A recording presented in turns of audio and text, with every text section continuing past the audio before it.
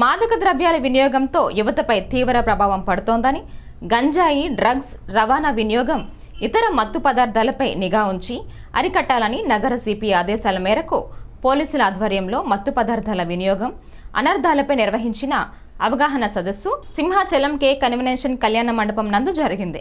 ఈ కార్యక్రమంలో ముఖ్య అతిథులుగా డీసీపీ 2 మేకా సత్యబాబు, ఏసీపీ నరసింహమూర్తి పాల్గొన్నారు. ముఖ్య అతిథులు మాట్లాడుతూ గంజాయి వినియోగం, రవాణా విక్రయాలపై ప్రత్యేక నిఘా ఉంచామన్నారు. ఎవరైనా పట్టుబడితే కఠిన చర్యలు తప్పవని హెచ్చరించారు. నగరంలో ప్రతి పోలీస్ స్టేషన్ పరిధిలో 5 నుంచి 10 ప్రాంతాల్లో నిఘా ఏర్పాటు చేస్తున్నట్లు వివరించారు. ఈ డ్రగ్స్ మాఫియాను 100 రోజుల్లో వినియోగాన్ని అరికట్టడమే లక్ష్యంగా పనిచేస్తామని అన్నారు. ఈ కార్యక్రమంలో గోపాలపట్నం, ఎయిర్పోర్ట్, పెందుర్తి, కంచరపాలెం సిఐ, ఎస్ఐలు, విద్యార్థులు, వార్డు మహిళా, పోలీస్ సిబ్బంది పాల్గొన్నారు.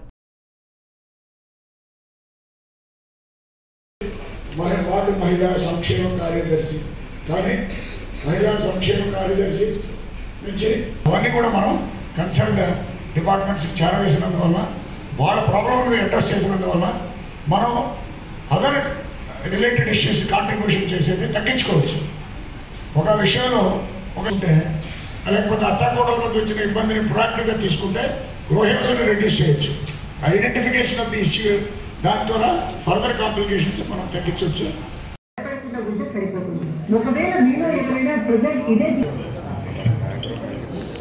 ఇక్కడికి విచ్చేసిన WMSK బృందానికి ప్రజెంట్ సినారియో రిక్వైర్మెంట్ కోసం మన జోన్ 2 మీతో నేను ఇంటరాక్ట్ అయినప్పుడు చెప్తున్నాను. The role of WMSK immediate contact ground level మాట్లాడాలి.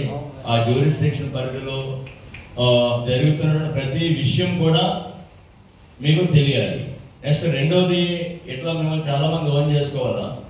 మరో పక్కన ఎవరైతే రిక్రాప్ ఎలిమెంట్స్ ఉంటారో, ఎవరైతే రౌడీ షీటర్స్ ఉంటారో వాళ్ళు మిమ్మల్ని చూసి భయపడాలి కూడా.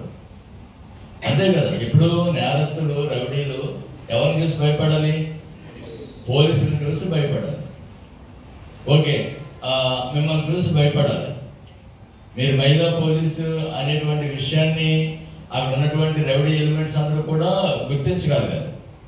మీరు కానీ వస్తూ ఉంటే ఈ అమ్మాయి ఉన్నది, ఇక్కడ పోలీసు ఉన్నారు, మనం ఏదైనా చేసినట్లయితే ఈవిడ ఎస్ఐ గారికి చెప్తారు, వాళ్ళు తీసుకెళ్ళి మమ్మల్ని ఏదైనా చేస్తారు, మనం వీళ్ళతో జాగ్రత్తగా ఉండాలి, అట్లా అనుకోవాలి.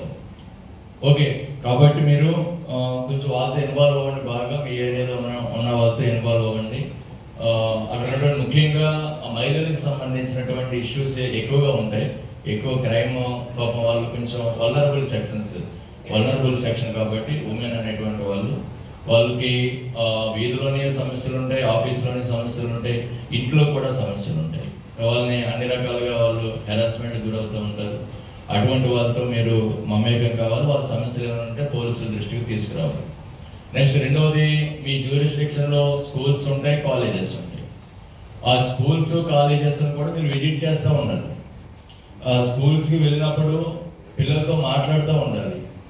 మనకు చాలా చాలా హారిబుల్ ఎగ్జాంపుల్స్, ఎక్స్పీరియన్సెస్ మనం చూసాము. చాలా మంది టీచర్స్ చాలా బ్యాడ్గా, చాలా చిన్న పిల్లలతోటి, 5th క్లాస్ పిల్లలతోటి, 6th క్లాస్ పిల్లలతో కూడా బ్యాడ్గా బిహేవ్ చేస్తూ ఉంటారు.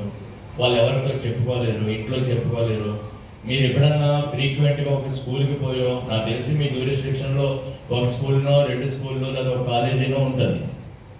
అటు ఫ్రీక్వెంట్గా పోయి ఆ పిల్లలతో, స్టూడెంట్స్తో మాట్లాడుతూ ఉంటే వాళ్ళకి అనిపిస్తుంది రెగ్యులర్గా వస్తూ ఉన్నారు, మంచిగా మాట్లాడుతూ ఉన్నారు, మంచి ధైర్యం చెప్తూ ఉన్నారు. ఇటువంటి వాళ్ళతో మనం షేర్ చేసుకుంటే మనకు న్యాయం జరుగుతుంది. అటువంటి ఫీలింగ్ కానీ వాళ్ళకి కలిగినట్లయితే టీచర్స్ కానీ, లెక్చరర్స్ కానీ, లేకపోతే అక్కడ ఏరియాలో ఉన్నటువంటి ఎవరైనా రౌడీ ఎలిమెంట్స్ ఎవరైనా ఈవ్ టీజింగ్ చేస్తూ ఉన్నా అటువంటి విషయాలన్నీ కూడా మీ దృష్టికి తీసుకొచ్చేటువంటి అవకాశం ఉంటుంది.